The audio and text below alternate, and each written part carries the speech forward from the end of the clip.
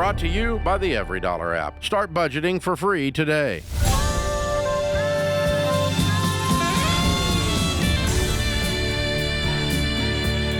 Well, welcome to the Ramsey Show, where we help you win in your life. We're going to specifically help you win with your money, win in your professional journey, and win with your relationships. The phone number for you to jump in so we can coach you up is 888-825-5225. That's 888-825-5225. I'm Ken Coleman, joined by the incomparable George Camel. He's layered up. He's got his shacket unbuttoned, so he's a little looser today, and so that tells me you're ready to go. I really thought you were going to say the incompetent George Camel. Now, why would I do that? You are very competent.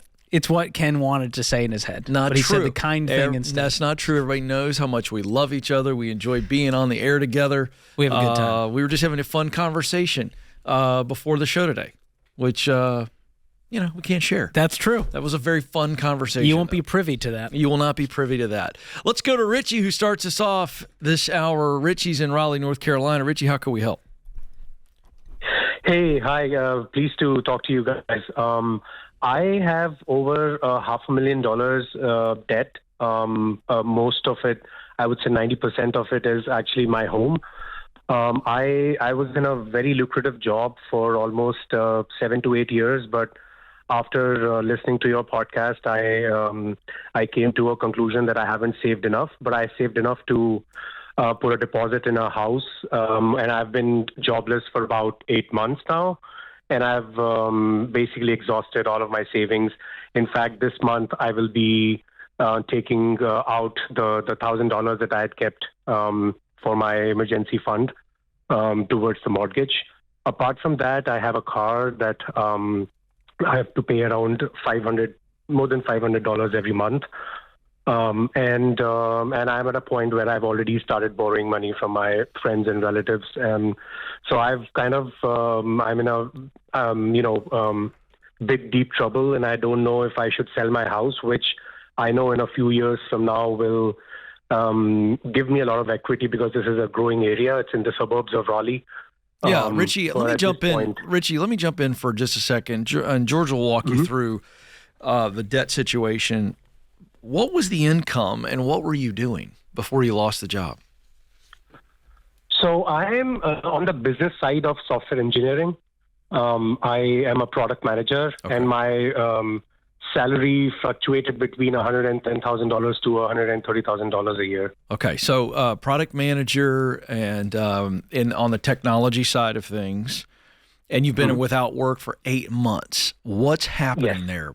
Because I think you've got an income issue is the primary issue. So I just want to dig here. What in your mind is the reason why you've been jobless for 8 months? I believe it's the job market right now. I know a lot of organizations are, laying off people black and blue. I know many people who have graduated and still haven't been able to secure a job, and they've been jobless for more than a year now. Okay. And so have you had opportunities? Have you had any interviews? That's what I'm looking for. What's your activity level? I have been applying to at least 50 companies a day on an average for the past 8 months. How are you going about that? Basically, in our job scenario, we basically tap people on LinkedIn. Yeah. And you there are might some other job sites. Richie, I do not want to beat up on you when you're down, because this is we know from psychology that when you lose a job, it has the same emotional impact as losing a loved one. So I want to be sensitive to this, but I can tell you, I've coached so many people who say they apply for things 50 a day, and when I find out it's LinkedIn, you are essentially playing the lottery right now. That is not going to work, and you can tell it hasn't worked. I will tell you that you are going to, and let me just also say this, the job market is very tight in what we call white-collar jobs, and you're in a white-collar job, and the market is tightening. There's no question about that. But you have got to go about it a very different way. And I want to give you to George here, but at the same time, if we don't have any income coming in, you're not going to be able to do what George teaches you. So you've got to do two things, and I'm going to give you at the end of this call, I'm going to give you my book, The Proximity Principle, and it's an easy read. And I really think you've got to change up your strategies because you have got to be connecting relationship to relationship to relationship just to get an interview. Then you've got to perform well. I think you understand that. I think you also have to open up the rest of the country. Are you open to moving, or do you feel like you got to stay in the Raleigh area? No, I'm open to moving for sure. Yeah, I mean, we're in a desperate situation right now. And to that end, I want to get super tactical here. You need to be working at a Walmart stocking shelves. You need to be driving. You need to be doing whatever it takes. And I'm going to pass it off to George with that as the segue just to cover the basics right now. So you've got to change your strategy and get really intense about finding a gig. But in the meantime, you're working every job you can get. George, I hand it to you here to walk through his numbers. So, Richie, you're telling me you don't have any income coming in. You've been draining the emergency fund to live, correct? Yes. He will for the first time. What is your monthly expenses when you look at your four walls? Food, utility, shelter, transportation. What does that add up to? It's over $5,000 because I have my mortgage itself. A fixed mortgage is $3,600.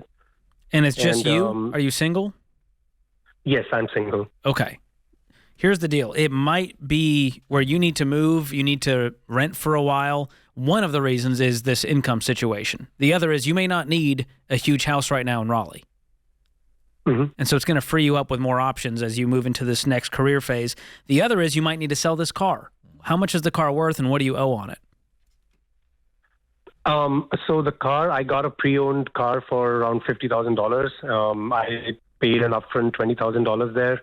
So my current monthly payment is $5,000. What's left on the loan? It's about $19,000. And what do you think it's worth if you looked up the Kelley Blue Book private sale value? It could go for 19 or 20, not more than that. Okay. If I'm in your shoes, I'm getting rid of this car tomorrow. I'm going to borrow a car for a little bit, save up another $1,000 or $2,000, and just get you a used beater car to get you around for now. Because that car is about to get repoed.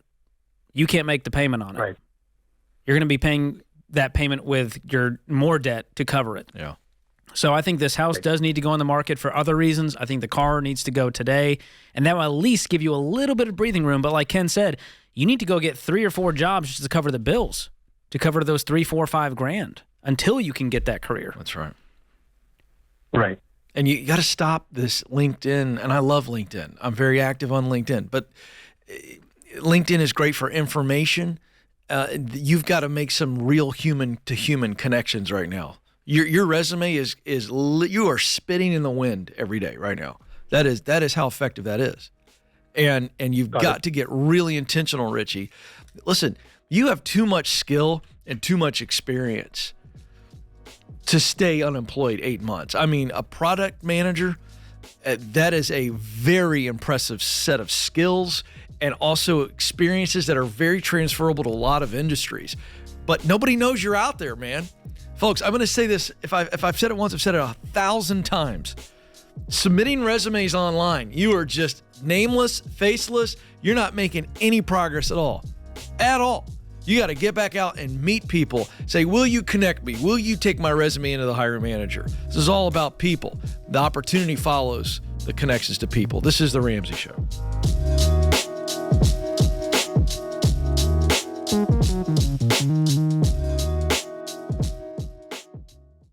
You know, one of the first things I discovered working in the financial world is how absolutely devastating it is when the breadwinner of a family dies and there's too little life insurance or none at all. Grieving families are suddenly left behind, scrambling to pay bills and trying to make ends meet.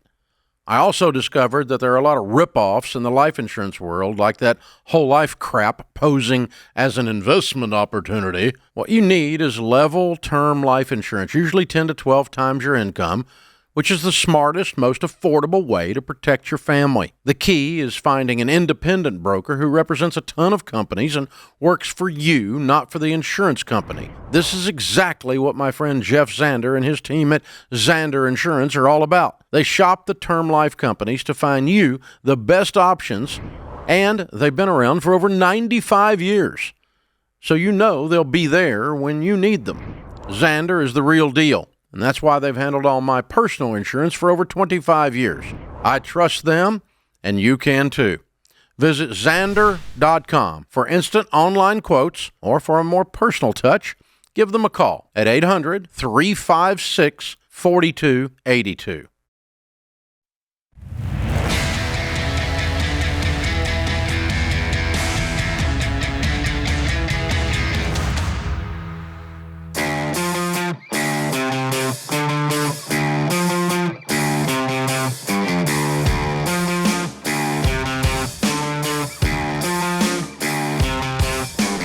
Welcome back to the Ramsey Show, where we help you win in your life. I'm Ken Coleman. George Camel is with me today. It's the firm of Coleman, Camel, and Camel. Don't hire those people. No. If that was a law firm, I'd say run. Yeah, do your research on that. If you see group. us on a park bench, with our faces plastered on there, That'd be kind of funny. been an injury, call Coleman and Camel. You know what? We would use that photo that has yet to see. We got to share that photo today. Do we have the Step Brothers photo that we can share on YouTube? Well, All right, that's a tease. That's a tease. We recently got together all the Ramsey personalities, and we did a new photo shoot. And it turns out that George and I, individual photos, were back-to-back schedule-wise, and we had a little fun with that. We decided to movie. jump in. We reshot the cover to the movie Step Brothers. Step Brothers, and it's that I could see that on the park bench. But I'll tell you where you could see us together outside of the show. You know where we can see us? Ramsey Cruise. On the Ramsey Cruise. It's called the Live Like No One Else Cruise, and it is coming, George. It is going to be here before you know it. And I'm told here on my production notes that we've had more than 85% of the cabins booked. So people are starting to lock in, and we're going to be going to Turks and Caicos, St. Thomas, Puerto Rico, and the Bahamas.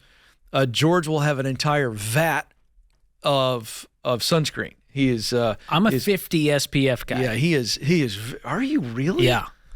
You might as well just wear a head-to-toe sweatsuit. Well, here's the deal. I'm thinking I'll be pale for the rest of my life, but my face will look exactly like it did 50 years ago. Okay. That's my strategy. Whatever you tell yourself. I don't want to look like a baseball glove that got left out in the sun. Yeah. It's not my strategy. So, Well, you're over here working on your third base tan. Listen, it's just called being outside. I'm not, I can't risk it. Yeah, okay. Well, we're going to be all over the place with the catamaran sailing, jet skiing, horseback riding. I want to see you horseback riding on the beach. I That feels don't think right horses for your like personal me. brand. I think horses want to stay far away from this guy. Folks, listen, I'm trying to have fun with this, and you can see that he's a scared man. You're bringing up trauma. I told that girl to sell the horse. You're the a equestrian terrified community, little fellow is what you are. You're scared. I'm karma. going to make you get outside your comfort zone on the cruise. right. By the way, I'm told there's pickleball courts on the ship.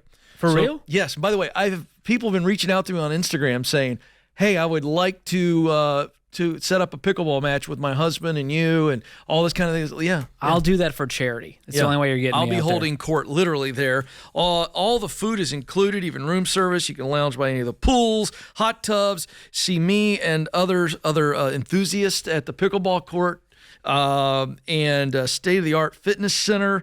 And you can hang out with all of us Ramsey personalities and also our exciting celebrity guests, Trey Kennedy, Stephen Curtis Chapman, Manit Chauhan, Deanna Carter, and more. This is a 7-day cruise, March 22 through 29, 2025. You do not want to miss this unforgettable vacation. You can book your cabin right now by going to RamseySolutions.com/cruise or click the link in the description if you're listening on YouTube. That's going to be podcast. fun. I also have mad respect for anyone using a fitness center on a cruise. I'll be there. You and Deloney will be in there lifting, powerlifting, some would call it. 4 days out of the 7 days, I will be in the gym. Jade and I will Gotta be leading hit the weights, man. I think Jade and I should lead Zumba classes in That'd the be fitness great. center. That'd be fantastic. There we go. Yeah. All right. That's more my speed. All right. Very nice. All right, let's get to the phones. 888-825-5225. Sally is joining us now in New Orleans, Louisiana. Sally, how can we help? Hi, guys. I am in the middle of a lawsuit. I joined National Debt Relief, and a year later, I'm being sued by one of the credit card companies that I put into the program. And I've listened to what Dave has said about offering a 50% cash direct offer to the companies.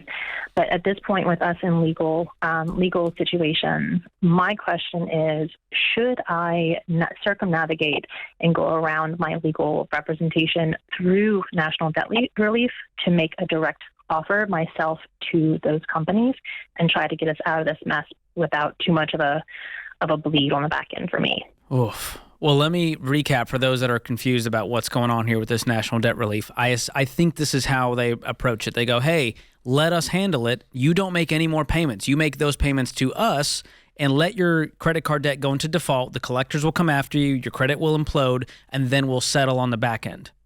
Is that how it goes? Mm-hmm. Okay. They've taken care of 3 of my 4 beautifully, but number 4, they've dropped the ball on. And now you're getting sued. How far are you into the lawsuit? A week. Okay. Have you talked to your legal representation about trying to just settle this outside of court? I have talked to him before. He was the one that brought to my attention the reason why they haven't made a successful settlement already, and it was because I didn't have enough money in the savings account with National Debt Relief. And the comment that I keep being given is, don't worry, we're taking care of this for you. You might have to put more money in, but we're taking care of this for you. I would stop giving these people a dime. I don't like these companies. I think they're scummy, and you can do the same thing on your own. You don't need these companies to do this for you. My fear is they do bring certain skills to the table that I don't necessarily have, such as the negotiation skills, and specifically because we are in legal lawsuit at this point. If I pull Discover from their program, I lose my representation. Because they're the ones representing you. Have you talked? Correct. Have you talked to your representation? He hasn't really been able to give me too much additional information than what they have. He's kind of a middleman. I would just go. You get my I would point call here? the company. They're not doing you any favors here. Yeah, You're no just more gonna- money. They No want more you. money. They want to keep stringing you along because that means more money in their pockets. Yeah, so I'm going to jump in really quick here.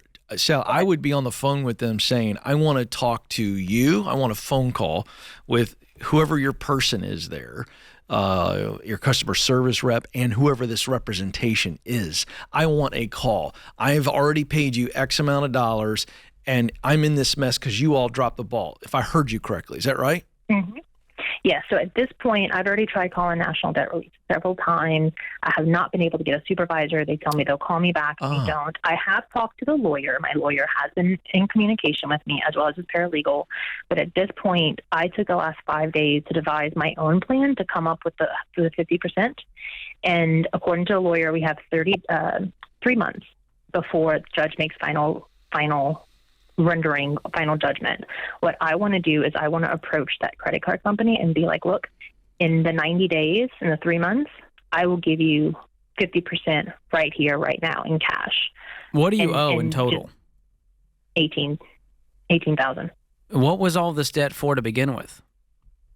I jumped into running my business before I got laid off with COVID, and I had already had a part-time company I was running, and I ran that full-time. So it was good decision or good intentions, bad decisions. I just feel like we're not changing any habits here. We went into this debt knowing we couldn't pay it back, and then we used this company to get a deal on the debt. And I want you to take some ownership and go. Now. You're No, unemployed? No, I have. No. I have taken ownership. I am actually fully employed as of November. I've gotten about 80% of all of my debts worked out and straightened out. This is the last thing hanging over my it sounds head. like you've got $9,000 cash in hand. That's what you're going to make the settlement offer on, correct? Correct. Well, I like that, George. You're So- taking some responsibility. I would just go around them then and say, I've got I agree. $9,000. Can we settle this? Can we drop the lawsuit and agree. be done with this? It's the last debt. And they'll do take I do it. this before? Do I do this before I drop National Debt Relief, or do I keep them in my back pocket? Well, if the debt's Or do I just if the let it debt's go? noted if it's noted as paid in full, there's no reason to use them anymore. Okay. But so to- don't tell them anything. But just to your directly question, them. the first action is you go directly to the credit card and get it settled. Okay. And here's the thing, Okay. I don't know the fine print of these contracts that you sign, so I would read the fine print. You might need to get outside representation, a lawyer that doesn't work for that company to look this over. So we are not lawyers, Yeah. but we No, can't give you the advice on that. There I may did be a watch clause. Matlock growing up. That's as close as Ken got, Yeah, which is I did. pretty good, actually. Yeah, I mean, Andy Griffith's So, fantastic show. Sally, I hope you can clear this up. I hope the $9,000 does it, and I hope you never use these companies again, and I hope you've cut up the cards. But, man, that would stress me out. So that's how these companies work, Ken. They say, hey, don't make the payments anymore. Let it go into default. Let We'll them take sue you. care of it. Then we'll settle. Yeah. I don't like any of I this. don't like it. You can pay off the debt yourself. You can settle yourself. You don't need to pay these scummy companies By a the dime. way, that was a commercial for George, that phone call, to never take those services. Here's why. Ugh. She can't get a supervisor on the phone. Oh, they'll call you back. Let me tell you something. The supervisor doesn't exist. There's a guy going, hold on one second, and he's like doing his fantasy football team for 5 minutes to make you think that he's trying to get a hold of the supervisor. He just stepped out of the office. You know what? Sorry. He's not going to be able to get with you ever. Oh, he doesn't exist. He doesn't exist. All right, I tell you who exists. We do. We'll be right back. This is The Ramsey Show.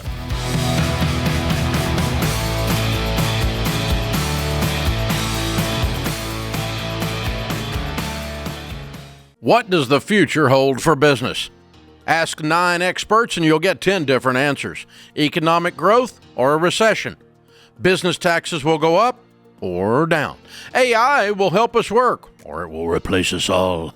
But there's no such thing as a crystal ball. That's why more than 40,000 businesses have future-proofed themselves with NetSuite by Oracle, the #1 cloud enterprise resource planning system. Ramsey Solutions uses NetSuite, and you should too. Whether your company's earning millions or even hundreds of millions, NetSuite helps you respond to immediate challenges and seize your biggest opportunities. With one unified business management suite, there's only one source of truth for the visibility and control you need to make quick decisions. NetSuite's real-time insights and forecasting help you see into the future with actionable data.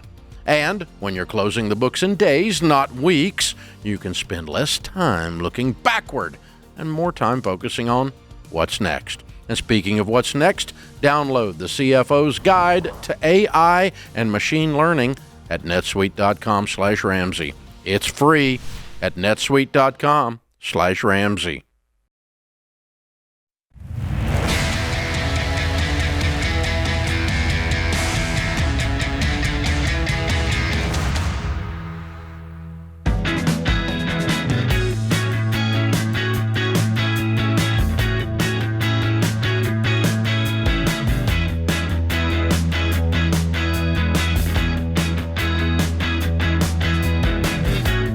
Welcome back to The Ramsey Show. I'm Ken Coleman. George Campbell is alongside. The phone number is 888-825-5225. Allison is up in Philadelphia, Pennsylvania. Allison, how can we help?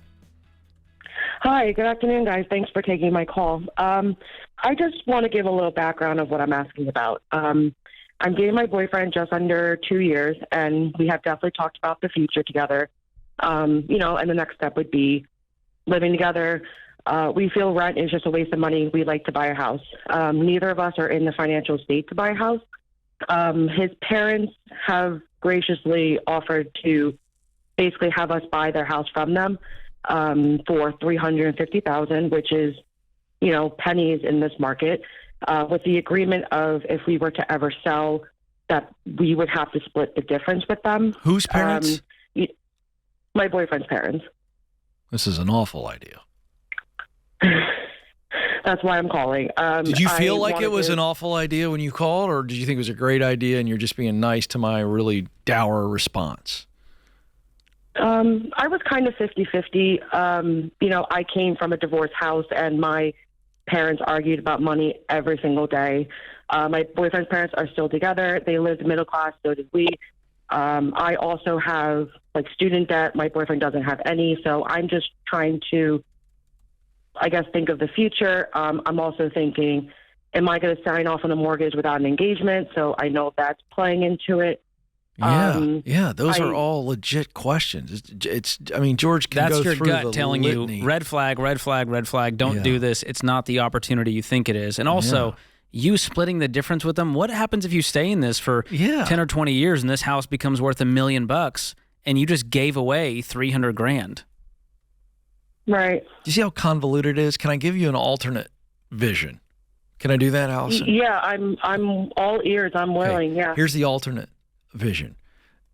You and your boyfriend don't live together until you get married, and when you get married, you join finances, and maybe you attack a lot of that debt before you ever put a ring on it, and you get debt free, and you guys rent for 2 years or whatever it's going to take, 3 years to get a good down payment. George will walk you through that formula of what we recommend. but we just take our time, and we're not thinking things like, oh, what a waste of time, us actually being married and not owning a home, and just have this alternate vision for, hey, we can take our time and move into this and not be saddled with, a really weird, clunky arrangement. And George, explain our formula on all of this. Well, what you're looking for is 25% of your take-home pay going toward the mortgage, and that's with two married people. And there's a lot of issues with doing this before you're married. There's a lot of issues doing this with his parents involved and them having a financial gain in this. It just gets real messy. What happens when you guys, or if you guys, break up? And now not only are you, hey, I'm on the mortgage, he stopped paying, but now the parents are involved with the sale of the house. And they don't like me because I dumped their boy. It's just a mess. And I hope that doesn't happen. I hope you guys stay together forever. But the next logical step is not let's live together and buy a house even though we're broke. The next logical step is how do we get out of debt? How can we take steps toward marriage? And then once we're in a good financial position, we buy a house. But right now what's clouding your judgment is this, quote, deal that you're getting on this house. It's not that. I mean, I'm going to be 32 soon, and he's going to be 36 in a month. So we're kind of thinking, we want to get married, we want to start a family, start a life together. Great. The market right now is Do it. But you don't have to buy this house. This has nothing to do with the market. And let me tell you what happens, because I know these stories. You guys move in together to this new house, and for 4 more years, you talk about getting married. Because guess what? Now you've kind of already played house, so what's the point of getting married? Why the rush? And we're broke, so we can't pay for a wedding, and therefore you're going to build up resentment, and that's going to not end well for this relationship. And so we're just showing you what happens on the other side. We're not trying to be naysayers. We just get too many calls when people hoped it would work out a certain way, and then life happened. Right, I get it. And like I said, I came from divorced parents. I'm personally in debt. That I'm working extremely hard to tackle and just get rid of it so him and I don't have to worry about it. And he is the complete opposite. Doesn't have any debt, didn't have to worry about parents' financial struggles. So, we're coming from two totally different point of views. And when I bring up to him, I don't want to sign a mortgage away if I'm not engaged. Like, I need at least a commitment. What does he say to that? He kind of, I don't want to say he danced around the idea, but he goes, well, we're going to do it eventually. Like, we're going to be together. Like, but I really want to live together before we do. I'm like, yeah, me too. But if I'm going to sign a mortgage without a ring, like, I don't see how that's fair to me. Yeah, you're right. I'm not going to get into my traditional views of all this, but you certainly should not sign a mortgage when you are not legally married to him. Yeah. I mean, at first I was like, I don't want to buy a house unless we're married. And then I compromised with, I need at least an engagement so I know it's coming. No, don't compromise. And don't compromise. Make him, listen, you got the leverage, sister. He needs to step up. Right. He needs to step his game up. Is he gonna pop the question or not? You should play this back for him on YouTube. I'll tell him I'm the bad guy today. I don't care. Man up, bro. Put a ring on it. Don't put pressure on her to get into a ill-advised deal. And what's wrong with you? And to use this as leverage to hang over your head is just strange and manipulative. It's weak. Say, well, once we move in, then I'll propose. I want to try it out. I want to live with you for a while before I decide to commit to you. This is what's wrong with men in America today. We got all these freaking women walking around that have got a lot to offer, and they're in their 30s, and they can't get married because you got a bunch of freaking children posing as men. We got a man problem in the United States. And women, you know what you ought to do? Just tell these guys, go pound sand. I'm not going to live with you. I'm not even going to date you for a long time if you don't show some dadgum commitment. I just got to tell you, George, I get a little irritated with it. And this is a problem. And he's in his 30s, Allison, right? He's 36. He's a man-child. Why doesn't he just buy the house on his own? There if we he's so go. Financially well off. There's a notion. Right. He doesn't have the money, right? I think I shocked Allison. I do, I need to say, like, he has been I know this is probably sound contradictory, but he has been, like, the most amazing partner I could have ever asked for.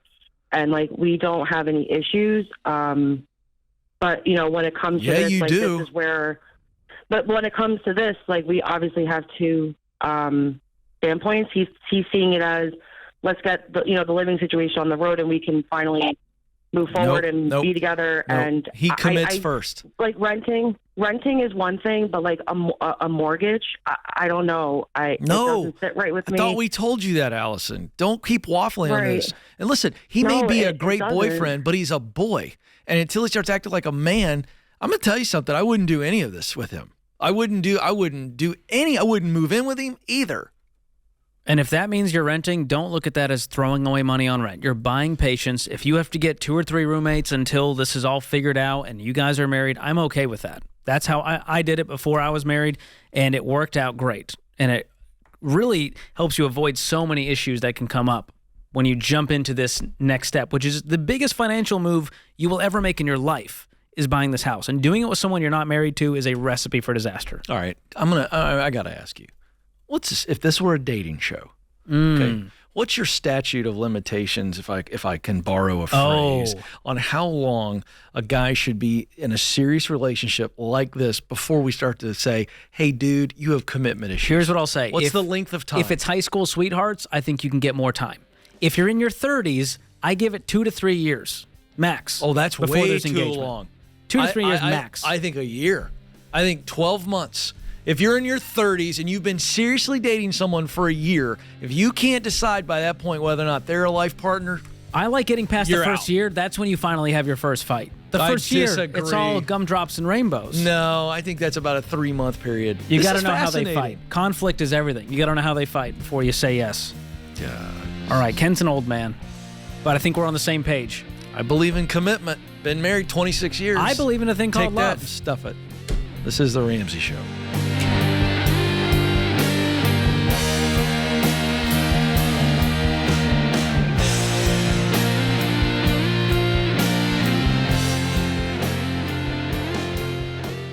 Mortgage rates have dropped, so if you're thinking about buying a home in the next year, contact your local Churchill mortgage team right now. If you wait, more people will be in the market, competing for the same homes and potentially driving up prices. Churchill will help you do the math to be sure your budget is correct, making your home a blessing and helping you build lasting wealth. Learn more at churchillmortgage.com.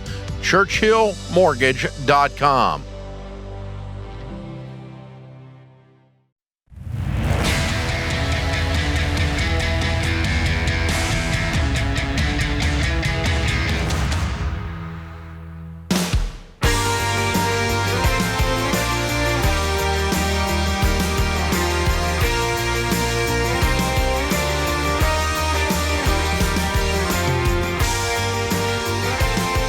Welcome back to The Ramsey Show. I'm Ken Coleman. George Campbell is with me, and we are here for you.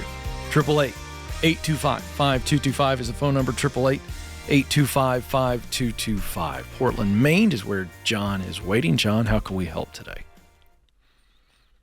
Yes. Hi, how are you? Thanks Good. for taking my call. You bet. What's up? So I'm looking to make the right decision here. I've made a lot of right decisions and a lot of wrong decisions over the years, but we've been, paying a lot of stuff off, where at the end of baby step 2, I have a side hustle and a full-time municipal job, and the side hustle is growing and growing fast. We've gone from 2 cars down to 1 as we've paid off a lot of stuff. Nice. But I'm at the point where I kind of need a second vehicle to get to some of these side hustle jobs and the opportunity to make a lot more money, almost double through the side hustle. What's the side hustle? Do you mind me ask? So I install emergency vehicle equipment, emergency lights, sirens, police cars, fire vehicles, stuff No like kidding. So a lot of your customers, Yeah. I guess, are municipalities and counties? that. Oh, yeah, a lot of them.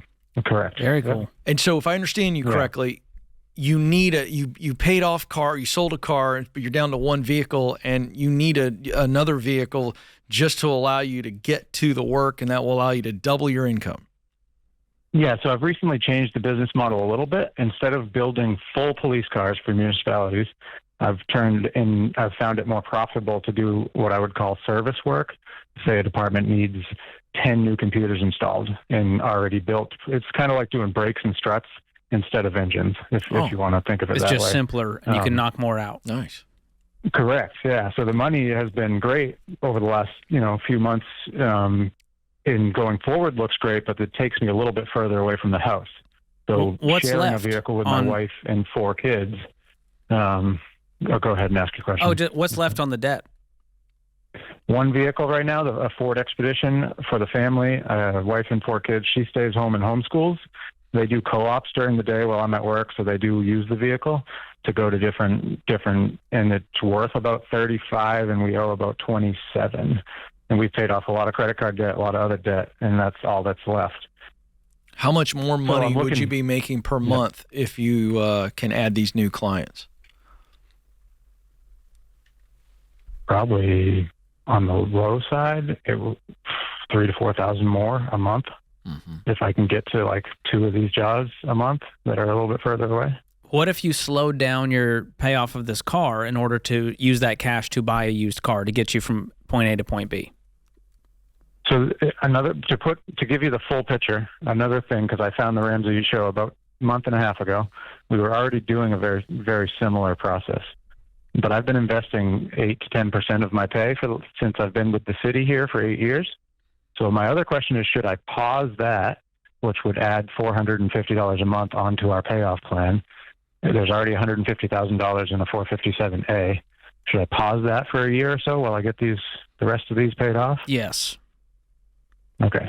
Regardless So of your this vehicle I was situation, we tell folks to pause investing during baby step 2 because of the accelerant. Yeah, it definitely. So to put it in perspective, the car I was looking at was about $12,000 for the business. I would buy it and write it off with my LLC. Do you need a specific car for this business? No, I need something. I'm looking at an EcoSport, something very small, good on gas. Me in a tool bag, me in a toolbox. But I feel like you don't need to spend $12,000 to get just a car from A to B if it's not like a work truck. So are there things that are in the $5,000 to $6,000 range? I'm going to try the 6 to 8 to get that a decent little eco car. I think you could do that. So, no, I definitely hear what you're saying, especially with the automotive mind. The only other thing I've thought about, which is crazy to think about, is that my oldest is 10 now. Like buying this $12,000 vehicle, there's a job coming up that I could take that's a week long I'd travel to in December for a week and probably make 13 in that week to pay. Well, here's the deal. What does that have to do with the 10-year-old? This could be his first car if I buy something that's going to last 5 years. Oh, I get that. I get that. This might be a 6-month car. You might upgrade. Once you're out of debt, upgrade to a little bit better, and then upgrade to a little bit better. And the chances are he's going to want a different car that's his that he gets to go shopping with you. Yeah, we're trying to save you $6,000 now. I'd rather save you that kind of money now, and then 6 years from now, it's a whole different ballgame.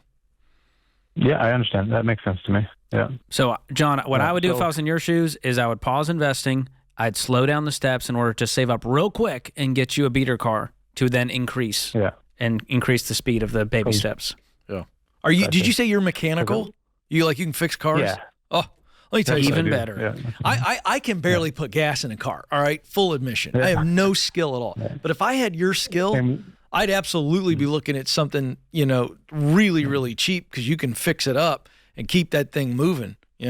Something with major gas mileage. It's just you. Yeah. We also we bought our house back in 2013 when the market was the opposite of what it is now. So we're in a really good position there as well. Great. Sounds like you're doing great. So welcome to the tribe.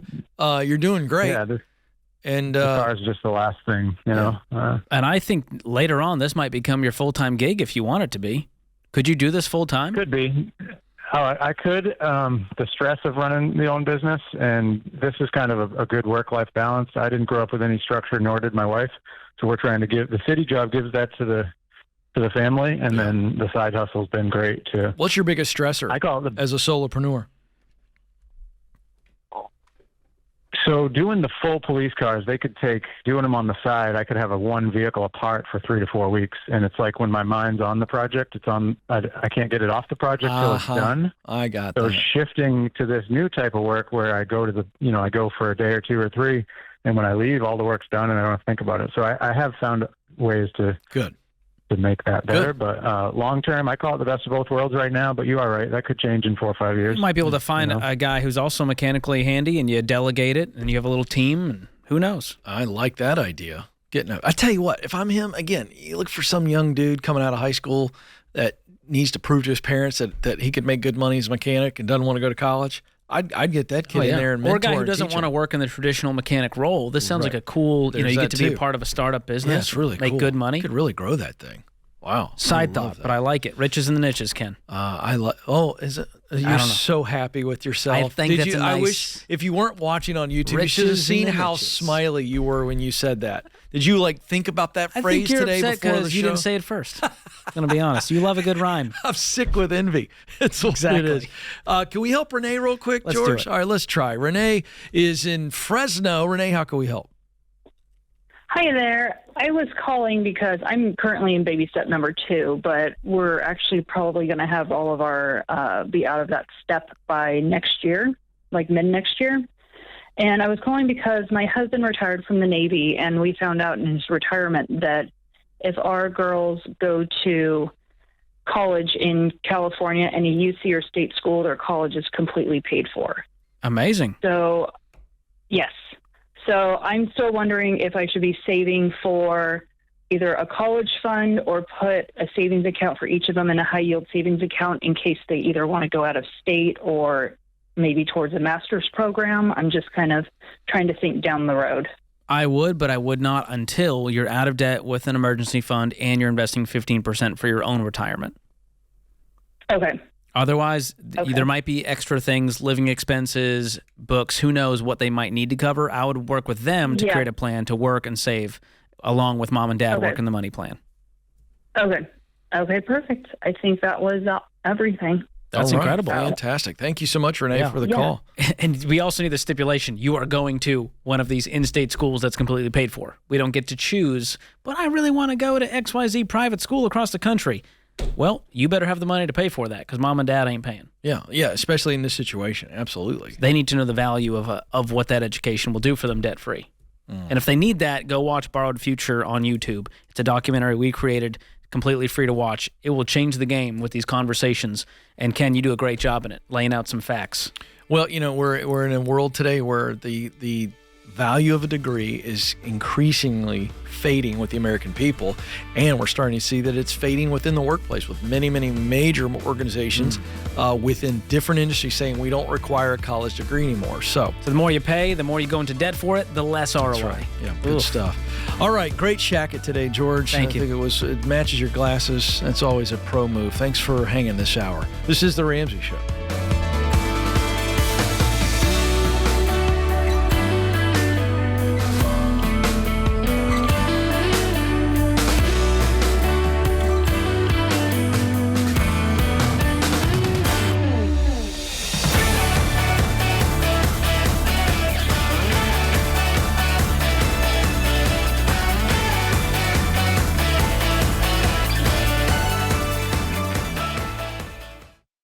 Hey, you guys, I'm not a fan of the big banks, and you probably already know which ones I mean. But I do like credit unions because they're nonprofit organizations that focus on their members. And I'm proud to endorse Fairwinds Credit Union because they share the Ramsey mission of helping people get out of debt and live generously.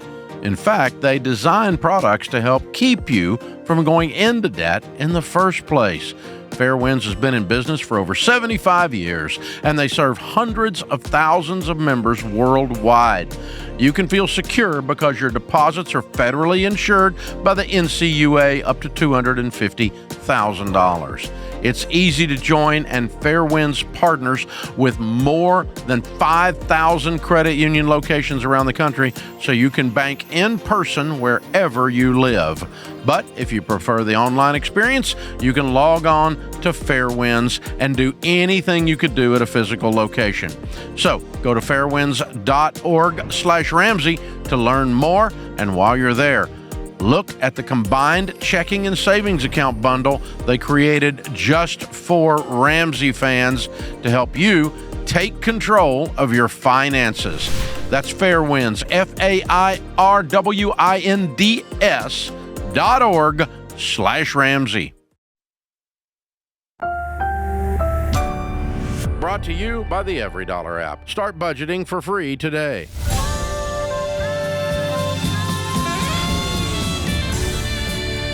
This is the Ramsey Show, where we help you win in your life. We help you win with your money, win in your professional journey, and win in your relationships. 888-825-5225 is the phone number. 888-825-5225. I'm Ken Coleman. George Camel is with me. It's Coleman Camel time, and we are here for you. Let's get to the phones. Jeff is on the line in Denver, Colorado. Jeff, how can we help?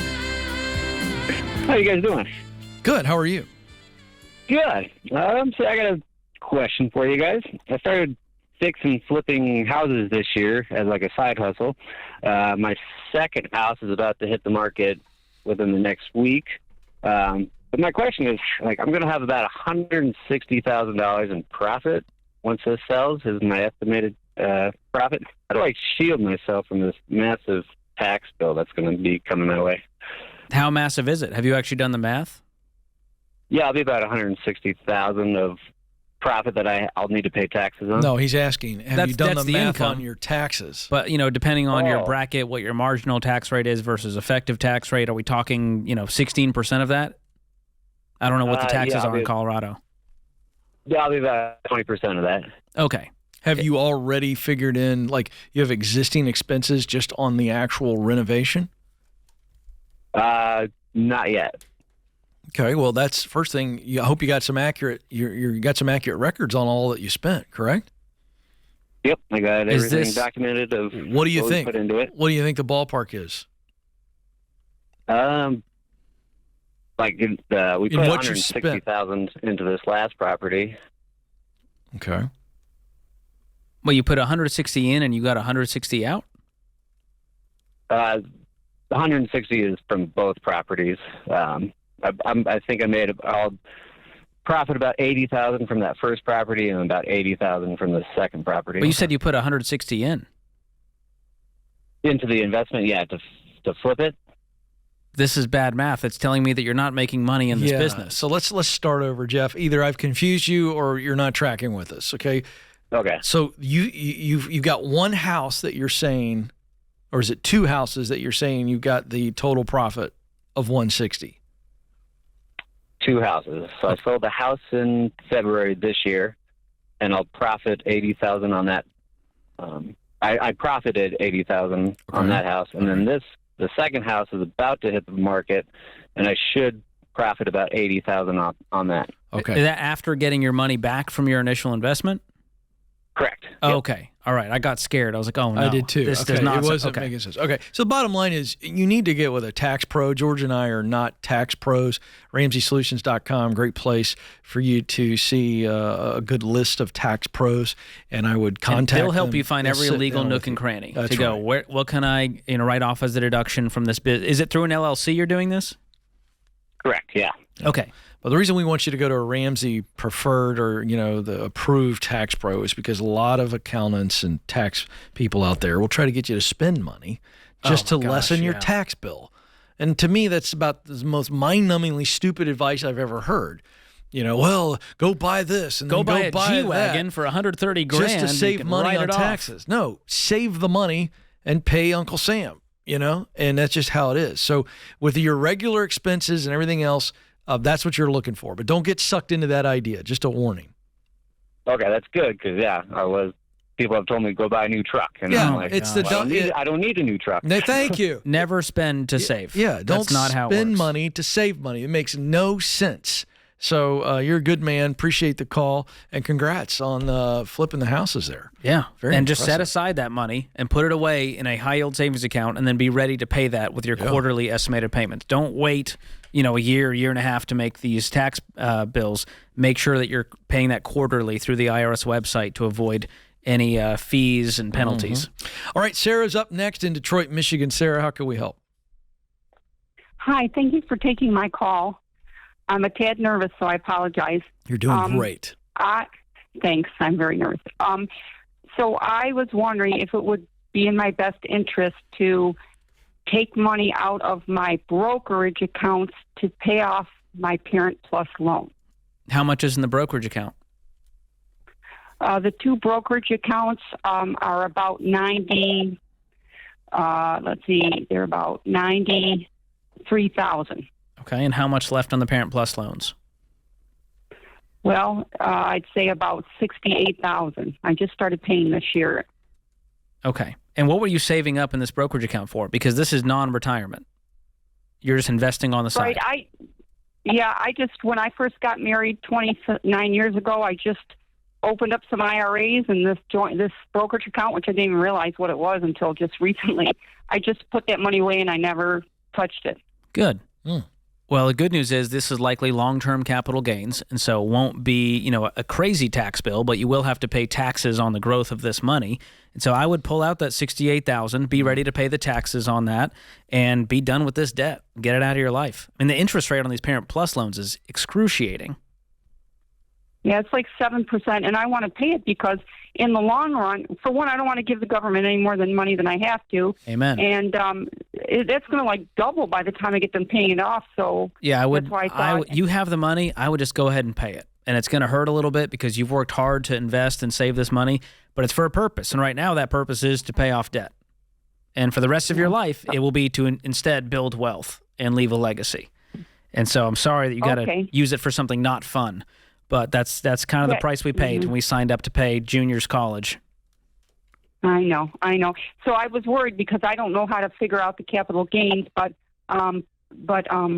that's a simple fix. I'll try and do that on my own. Yeah, it's a simple fix. You can reach out to a Ramsey trusted tax pro at ramseysolutions.com/tax. They can help you figure out what you're going to owe and help you figure out what you need to set aside in order to pay this tax bill. But it's not going to be anything life-changing. It's not going to be a $25,000, $30,000 bill, so you don't have to worry about that. Okay. But so you have the money to pay it? Well, I was thinking if I take out the full 93, I'm going to save some back to pay for the taxes. Sure. You may not need to use the whole 93. If you don't need to use the whole 93, you don't need to pull it all out right now. If you have other goals. With you, I was going to pay off my credit card debt. Oh my goodness, you buried the lead, Sarah. There's the story. Do you have any other debt you'd like to disclose? I have other debt, but no one asked me that. You're the best, Sarah. I listen to your program, so I know about. She was like, "Well, you should have asked." She listens, so she knows what to reveal and what not to reveal. She don't want our advice on these other things. Just that one. I would pull as much as you need to pay off all of your debt and pay any taxes due. Yeah, because I still have a bunch of 401s and stuff. So would I do have a retirement. So, Sarah, would the 93 make you completely debt free? It would probably pay off everything but my cars and my mortgage. All right, obviously. That's a start. Yeah. How old are you? Well, I'm 58. I'm old. Where does 60-year-old Sarah want to be? Does she want to be debt free? When did 58 become old? I don't know. Ken is heading married there too, so okay. Yeah. I would make a plan with your spouse and go, hey, let's go into our 60s completely debt free. Let's have a retirement that we're proud of, a legacy we're proud of, and not having to scrape by. So that's what I would be aiming for, and liquidating this brokerage account is one step toward that. I'm proud of you. Yeah, thanks for the call, 58 Sarah. Is not old because that hurts Ken's feelings. Well, to be clear, I just turned 50, all right? So, it's all perspective, halfway George. to 100, Ken, just saying. Thank you, George. This is The Ramsey Show.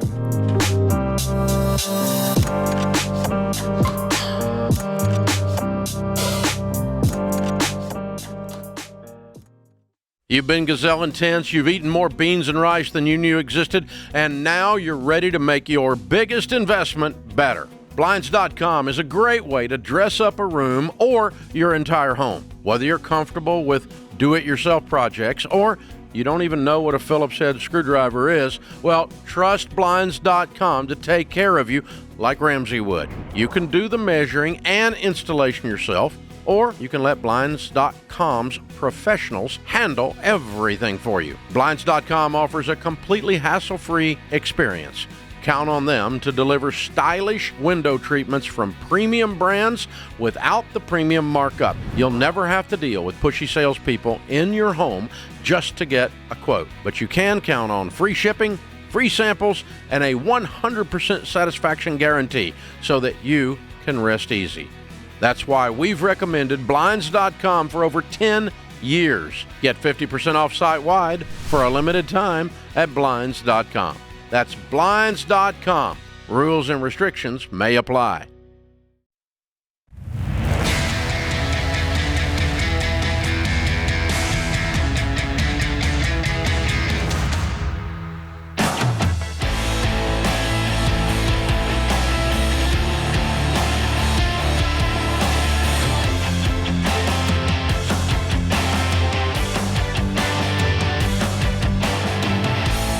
Welcome back to the Ramsey Show. I'm Ken Coleman. George Camel is alongside. The phone number for you to jump in is 888-825-5225. It's time for a question of the day, George.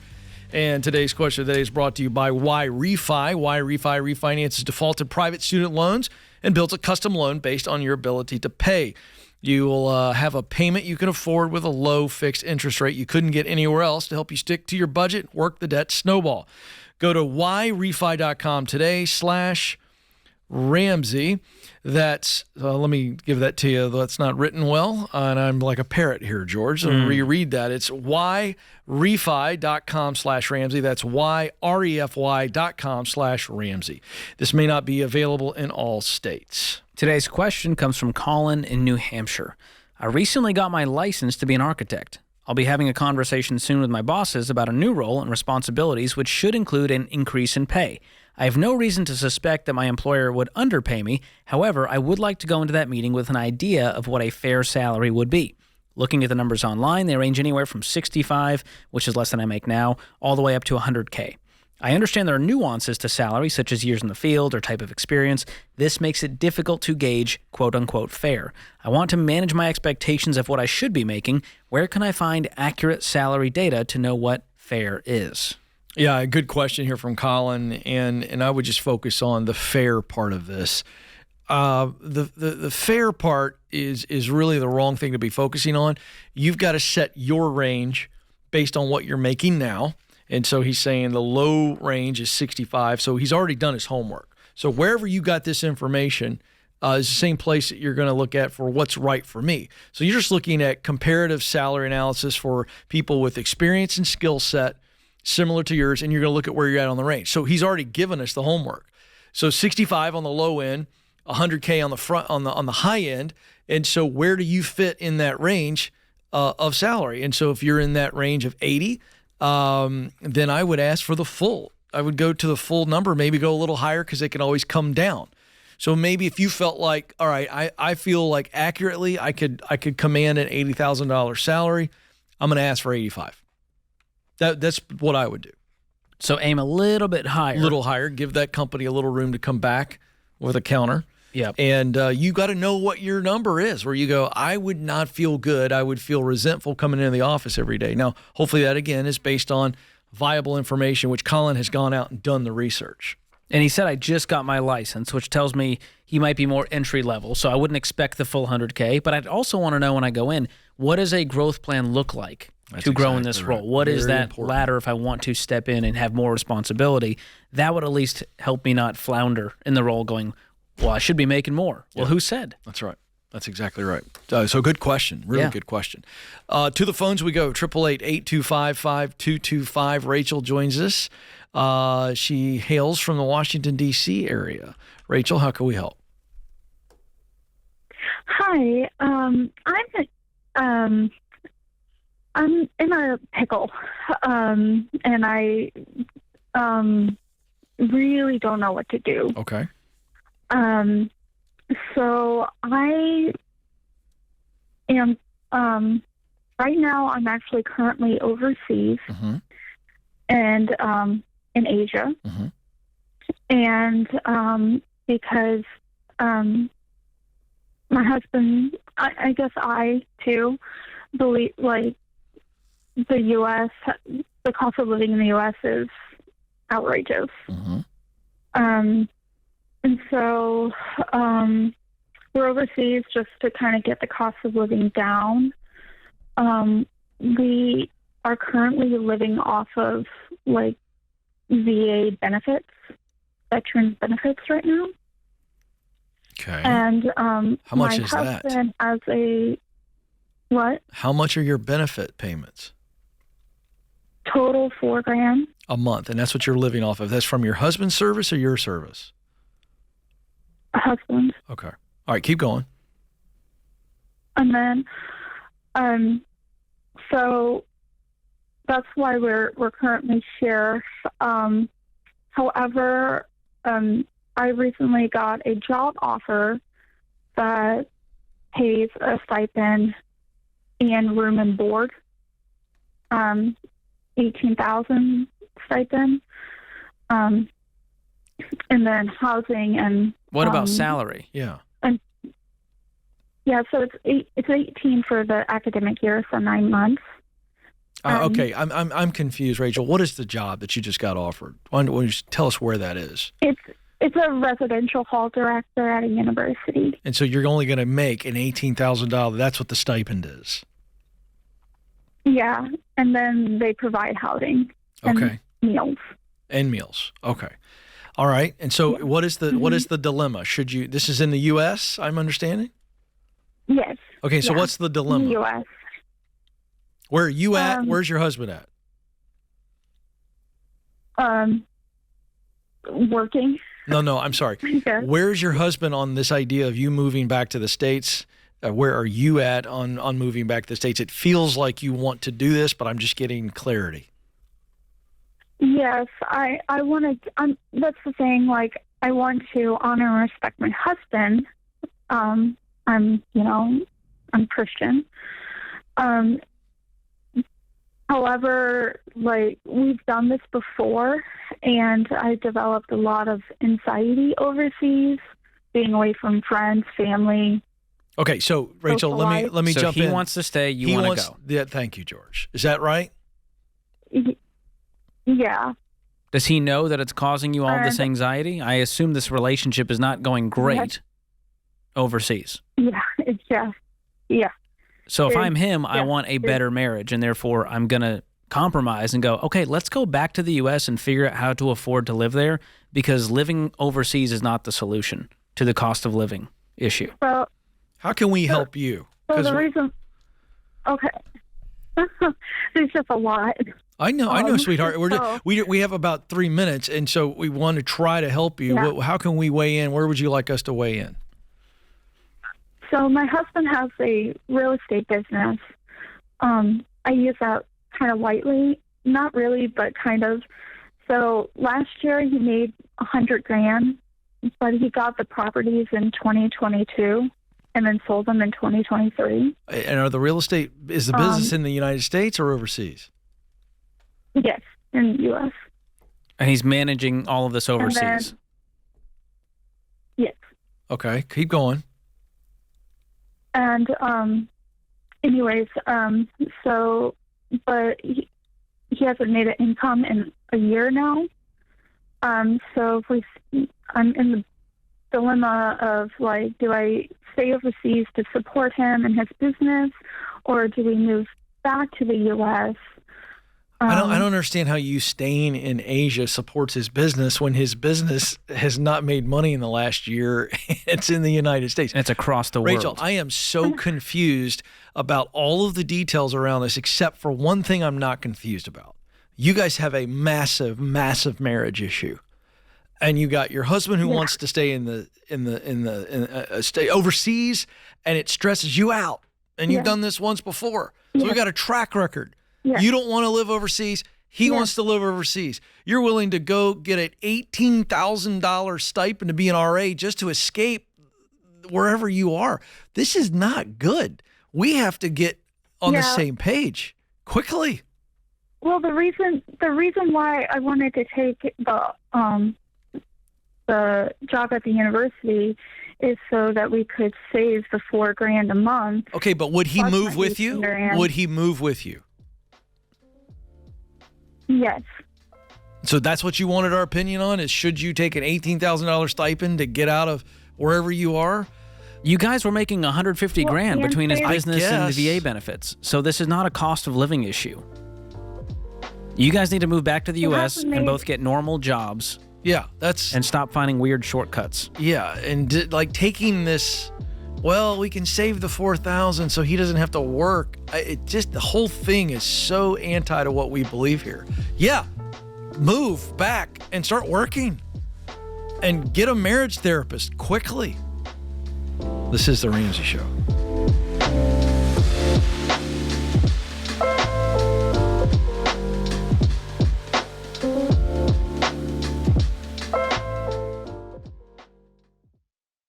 Hey guys, George Camel here for Delete Me. I saw a headline the other day that made me squirm. 1/3 of the U.S. population's background info is now public. We're talking 115 million Americans' personal info out there in cyberspace for data brokers to buy, sell, and trade like Pokemon cards. And data theft happens all the time. Data brokers get your info, like your name, address, phone number, even your kids' names, and then boom, it's available to online bad guys. But to that, Delete Me says, not so fast. That's because Delete Me finds and removes your personal info from hundreds of these data broker sites, and they send you an easy-to-read report showing you exactly what they did and how much time they've saved you. What I love most is that Delete Me reduces the risk for scams for me and my family. Not to mention that we get fewer creepy ads and robocalls. So it's time to take control of your online privacy. Their individual Delete Me plans start as low as $9 a month, and you can get 20% off if you go to joindeleteme.com/Ramsey. That's joindeleteme.com/Ramsey.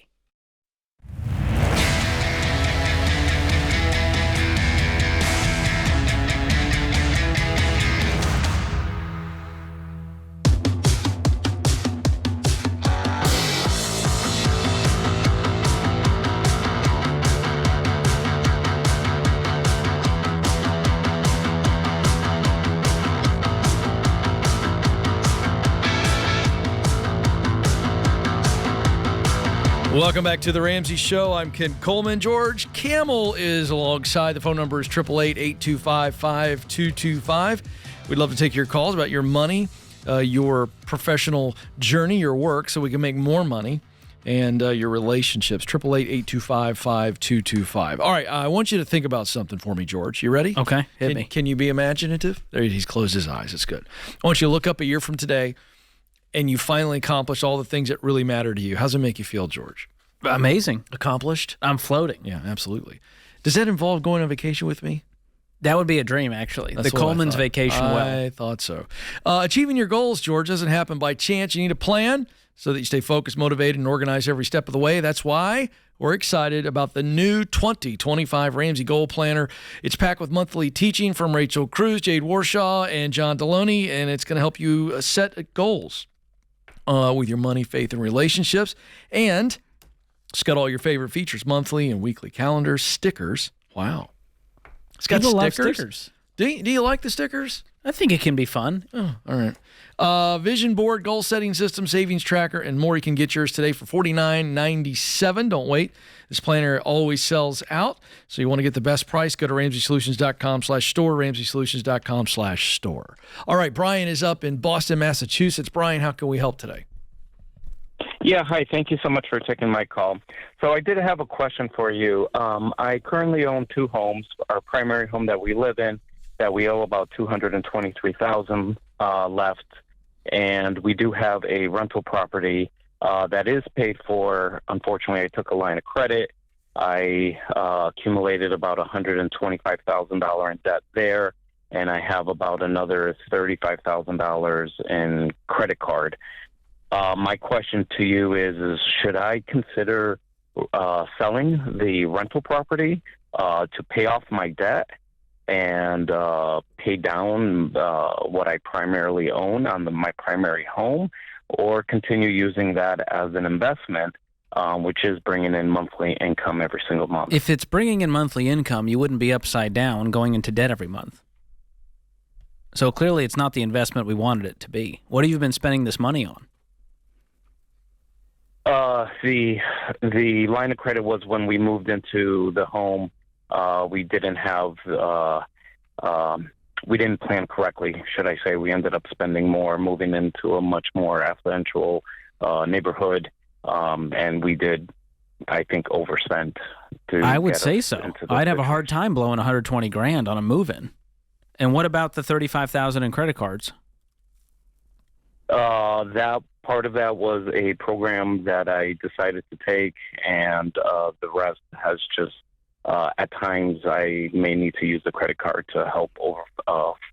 That's what I'm saying. If this was such an income blessing in your life, you wouldn't have to turn to the credit card to spend. And so that tells me we have some spending issues and habits here that we need to fix. And so I would probably recommend selling this rental. What can you get for it? Right now, I could sell it for about $375 after taxes and realtor fees. Maybe get about $310. Okay, so let's say you took 310 and you paid off the line of credit. That's 125. You paid off the credit cards. That's 150. That leaves you with another 150 to throw at your mortgage, leaving you with about 75 left on the mortgage. Correct. And frees up those payments, right? Frees up the credit card payments you were making, frees up the line of credit payments. What is your household income without the rental? I myself, without the rental, I make, depending how much overtime I work, anywhere between 150 to 250 a year, and my wife around 120. Nice. Amazing. So you guys are making 370? Yeah. And you couldn't cash flow any of this? Yeah, I think we've always been struggling ever since I was 12. I've been working. This is not a work issue. You got a spending issue if you're blowing through 370 and going into debt. That's the part we need to focus on here. And I think selling a rental is just one step in getting us a clean slate. But as soon as that's done, we need to refocus our habits and go, we work too hard to be this broke. Would you agree? I would agree. You guys have been working your tails off. I also think that I partially these past several years we've been able to putting away for retirement. I think I was just going about it the wrong way, so we've saved up about $750,000. Wow! But of course, that's in retirement. That's I can't touch that money. Yeah, but you've been how much have you been putting away a month towards retirement? The past, 4 or 5 years, we've been putting away, we've been maxing out. Okay. Well, the good news is your investing muscle is strong. You've got a great investing arm, but you're atrophied at your spending muscles. That's where all this is getting burnt. And so I do think you can keep investing, but I would definitely ratchet it down to 15%. Once everything's sold, make sure you have an emergency fund, get completely debt-free outside of your mortgage that's left, and then invest 15%, and let's start attacking this mortgage and be done with that. Probably within a year, you could be done. Making 370 with 70 left. Would you agree we can knock out the mortgage? I definitely agree. I guess my concern on selling the rental property is I always viewed it as a safety net. Not to get into past, but my father always had a gambling problem, and so I've always been afraid of being without. You've been tearing holes in your safety net with this line of credit. And so if you're telling me it's a safety net, it's not. All right. So I would find your own safety net, and that's an emergency property, not the line of credit. Right. I totally agree with you. I'm just saying if you're leveraged up to your eyeballs, there's no safety in just owning that asset when there's all this debt attached to it. And the rental property's not spitting off enough profit. What are you making per month after all expenses on the rental property? The rental property. After you pay your line of credit. After I pay, I was making 23. So here's the other dilemma I have. 2350 is what I was making on it. Of course, I then would have to pay the line of credit, which is around 12 or 1300. So we're doing all this for about 10 grand a year. Yeah, correct. If I were to do college students, I can bring in about $4,500 a month. No, it's not. The point is we're trying to help you see it's not worth it. This is a great opportunity for you to your reset. overtime is much better ROI than making the 10 grand managing a property. Sell the house. It's not getting you the ROI that and you think. If you want real estate down the line, wait until your house is paid off and then save up cash with this amazing income and no debt payments, and you will be buying up real estate in no time. And the 100% cash flow is going to help you buy the next one and the next one. And yes, it's a slower route, but it doesn't lead us to where we are today, making a crap ton of money with not a lot to show for it, going into debt every single month. So I wish you the best changing your family tree, Brian. It sounds like you want to. You don't want to live the same life that your parents lived. You want to leave a different legacy, and that's going to take creating different habits. So I'm going to send you a copy of my book, Breaking Free from Broke. I hope it convinces you that the debt system is not a path to wealth or peace, and that you can live outside of it. So hang on the line. Christian will pick up. We'll send you a copy of that. Best of luck to you with the sale of this rental and getting completely debt-free. And he can clean this up. The shovel's amazing, Ken. Making 370 household. And he has saved a really nice chunk in retirement. So it's not like he's, unstable. It's just the system he's been, or lack of a system, I guess I would say, is that he's employing is not as effective as it should be. But he's done a good job. And to your point, the money's there. But I would get out of this thing now. And I talk about the flat tire analogy. Some people are really good at saving and investing, but they have spending habits. and that's a leak in the boat we got to fix. That's a flat tire. And so I like being well-rounded where we're giving, we're saving, we're investing, we're spending. We can do all of those things, but it has to be well-rounded and in the right ratios at the right time. Yeah, because it does pay off. It really does. It doesn't seem like you've got a great strategy until you wake up 20 years in and you realize you're ahead of everybody else. And Ken, you work out. You understand. You can't just do leg day. You're going to look weird. That's absolutely You got to right. do some full body You can't stuff. skip leg day either. You know, you can't I've been skipping. Have you seen these guys at the gym with a giant upper body and their legs look like noodles? Ken, I'm right here. You don't have to talk about me like that. My noodle legs, my skinny jeans. That's fantastic. All right, George is going to do some squats during the break, and we'll be back before you know it. This is The Ramsey Show.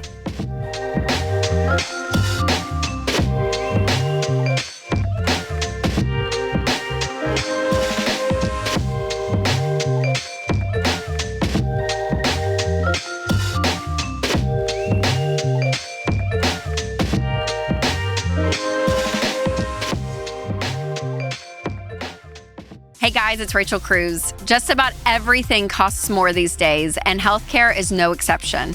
So if you're looking at your healthcare options during open enrollment, be sure to check out Christian Healthcare Ministries. CHM is not health insurance. It's a biblically based health cost-sharing ministry that's helped hundreds of thousands of families just like yours with healthcare costs. CHM is affordable, aligns with your values, and gives you more options for your healthcare. And you can join at any time, including open enrollment. Find out more and join today at chministries.org/budget. That's chministries.org/budget.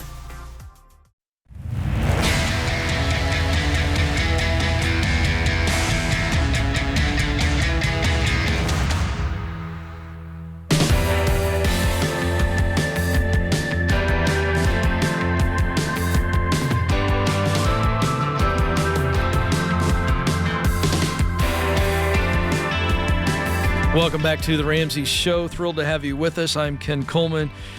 George Campbell is with me. 888-825-5225. We got to mention this network app really quick because this is so fun. It's kind of a new thing, and I want to mention it on the front end very quickly as we will wrap up this hour of the show.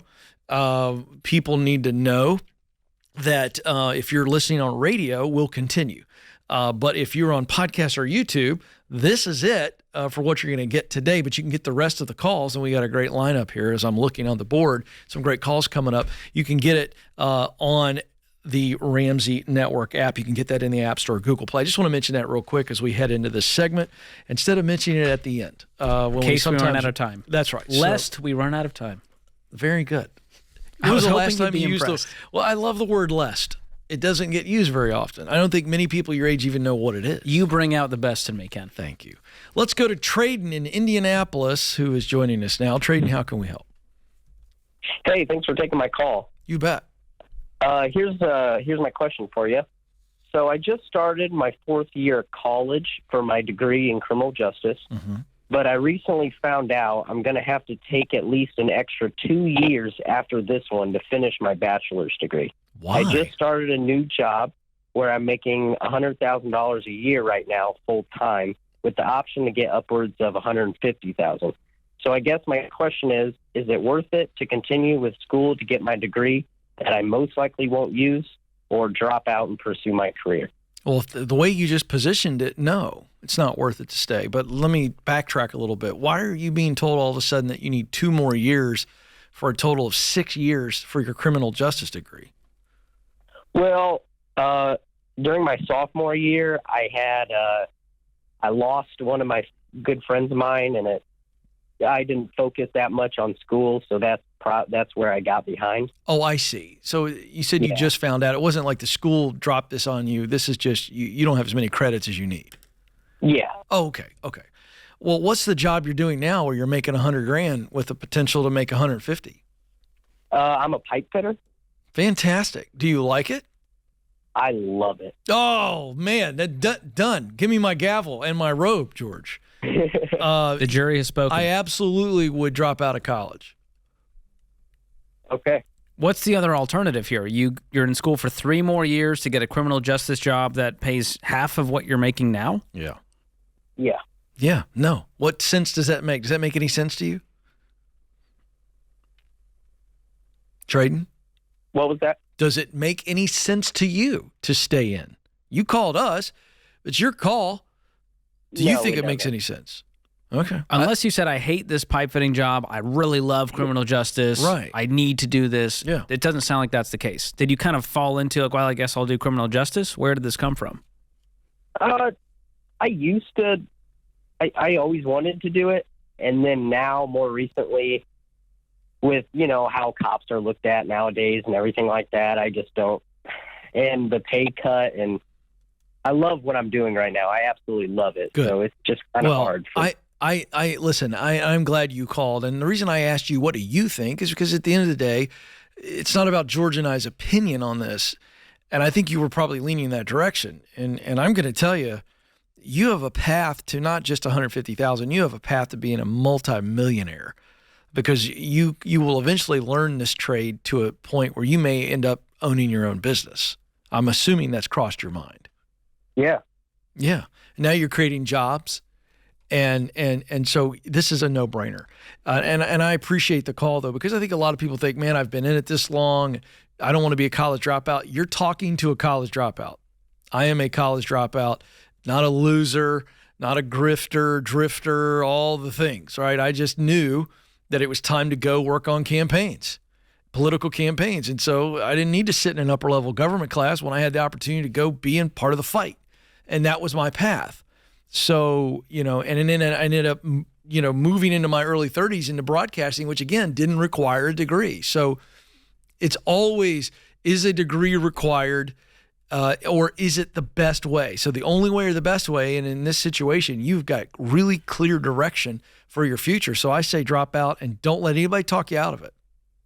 Okay. You got any student loan debt or any other debt? I got maybe 15,000. Okay. You can crush that. As you start working, I would aggressively pay that off. He's already and get an working. emergency fund. You already got the job making $100K? Yeah. Okay. Man. Well, now with your focus fully on this job, the sky's the limit. Knock out the debt, get an emergency fund, and start building some wealth, my friend. Yeah. You know what? He's not broke, but I want to keep him from being broke. So I want to give him a copy of your book, George. I appreciate that. To avoid the traps. There's a lot of them out there. You don't there. have to be broke to get a lot out of your book. And Well, I want him to have a good path going forward. As you start making money, that's where the traps show up. You start to inflate your lifestyle, and this book's going to help you keep you on the straight and narrow trading. So hang on the line. We'll send you a copy of Breaking Free from Broke. Appreciate the call. Absolutely. Catherine is up in San Antonio, Texas. Catherine, how can we help? Hi. Oh, this is so exciting. Okay, I've always listened to Dave Ramsey, and I've followed his advice and completely out of debt. I just this month that passed reached over 100K net worth, super liquid. And woo, nice. Way to go, yeah. Catherine. Hello. Thank you. And I have no debt. Me and my husband have no debt, awesome. zero. So Wow. all investments. And thanks to Dave Ramsey, because I'm a first generation immigrant. So definitely. That's what's up. Amazing. Nice. Yeah. And so I guess my question is this: now that we're at a point where we are managing in the six figures, I'm trying to figure out if I should invest in mutual funds or ETFs, or kind of what balance to have. I'm trying to figure out make my money grow. Right now I have a target retirement fund for my Roth, but it's got a 7% return annual, and I think those typically are lower than what more account are you aggressive talking returns. about? Is this your retirement? That's Is it an my IRA or a 401k? Roth. That's a Roth. So But is it a Roth, 401k or an IRA? You can have different. IRA. Okay. So this is not through your Mhm. employer. You set up a Roth IRA. You're maxing it out every year, I imagine? The Roth, no. So that's kind of what I'm trying to figure out. So I'm maxing out the benefits in my traditional 401k. Okay. But Do you have a Roth 401k option through your employer? I do, and I actually just changed that. So To traditional? 4%. 4% Roth to Roth, and then the 3% to traditional. Why the split? I just heard that at this income level that I'm making, it's good to to keep your tax rate from going up, but also taking advantage of my current tax rate. It's good to split half and half. So you're doing it slightly for the tax deduction because on the Roth 401k, you don't get the tax deduction. Yeah, exactly. But you'll pay taxes on that money later. Right. So to split it, I guess. Okay. Well, I'll tell you what I do and what Dave Ramsey does. You do what you will with this information. Dave and I both do Roth 401k only. And if Dave had traditional money, he'll roll it over every year to the Roth side so that it grows tax-free. And when he's in his retirement, if he ever retires at 90 years old, that money, it'll be like net income at that point. If you have $2 million sitting in a Roth 401k, that's $2 million you can spend without Uncle Sam getting his grubby hands on it, which I love. And you're not worried about what are my taxes going to be in retirement and will tax rates go up in 30 years when I retire. I like not having to worry about any of that and just knowing that I've already paid the taxes. So your question, should you do ETFs? Should you do mutual funds, index funds in a retirement account? Depending on your options, mutual funds are a great bang for the buck. ETFs are not bad. Those are exchange-traded funds. I'm sure you know, but I'm explaining for the audience.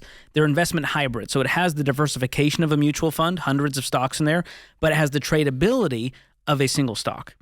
And so there's intraday pricing, so they can be bought and sold throughout the day, whereas a mutual fund closes at one price at the end of the day. So there's nothing wrong with them, but it can create this sort of gamified thing where you want to buy and sell, which I hope you never do. You want to hold. So for those reasons, I would probably stick to mutual funds and index funds. ETFs might have slightly lower costs, but otherwise there's really no big difference there. Yeah. Thanks for the call. Thanks, Catherine, for the call, and congrats. I love that. Love her story. They are absolutely off and running. Great advice, George. Good hour, my friend. Good times. All right, don't move, folks. We might be back for some of you. We might be back for others. Join us on the Ramsey Network app. There you go.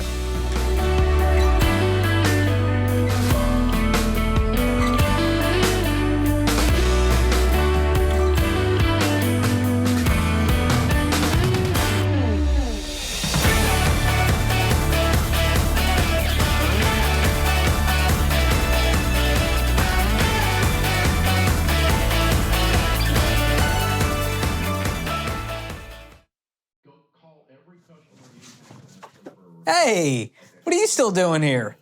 You know the rest of the show's happening on the Ramsey Network app, right? So you got to jump over there to continue watching. You can download it for free. Just go to your app store, type in Ramsey Network. It's completely free, and I'll drop a link in the show notes to make it easy for you. So if you're watching on the app, you're in luck. But if you're watching anywhere else, this show is over for you. So jump onto the app and let the fun continue. All right. Go on now. Don't make it weird. Okay, I got nowhere to go, so you need to go. Okay, bye-bye now. All right, it's getting weird over there, guys. What do we do?